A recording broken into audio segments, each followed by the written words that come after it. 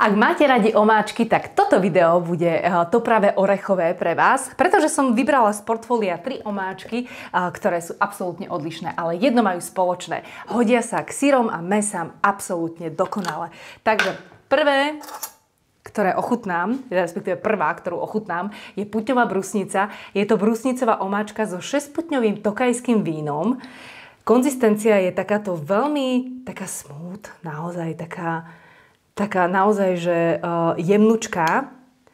A vnútri sa nachádzajú borievky, ktoré tam robia veľmi výraznú chuť. A samozrejme to tokajské víno. 6-putňové tokajské víno, ktoré robí samotnú sladkosť. Výborná, jemnučká. Nie je presladená, ako tie zvyčajne bývajú brusnicové omáčky. A neskutočne dobrá chuť. Ja už si teraz predstavujem grillovaný hermelín alebo akékoľvek syry, do ktorých si budem máčať práve túto brusnicovú omáčku. Druhý produkt, ktorý vám ukážem, je úplne odlišná vec.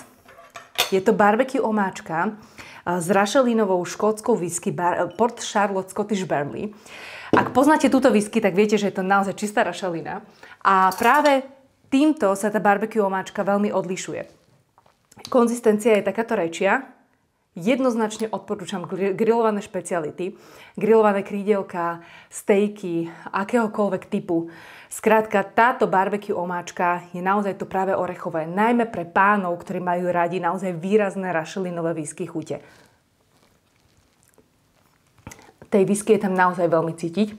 8,0% čistého alkoholu má práve tento džemík, takže ak máte v rodine, medzi sebou alebo vo firme nejakých drsných chlapov, tak toto je naozaj to práve.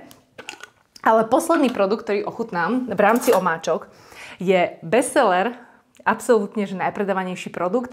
Čertové pokušenie, sladká čili paradajková omáčka z Cabernet Sauvignon.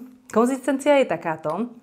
Výborná ako príloha k akémukoľvek mäsku, svetlému, tmavému, to už je jedno akému, takže morčacina, kuracina, ale aj tmavé stejky, červené mäská a tak ďalej.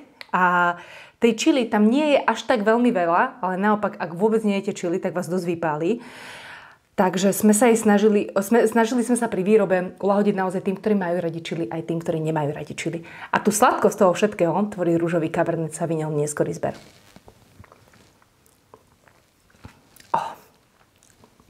Mňam. Vôbec sa nečudujem, že ju milujete, pretože ja by som túto omáčku dokázala jesť na kila. Takže 3 produkty, 3 omáčky z portfólia Gentle Jam. Ďakujem veľmi pekne a dúfam, že aspoň jedna z týchto omáčok sa nájde na vašom stole. Majte sa pekne. Ahojte.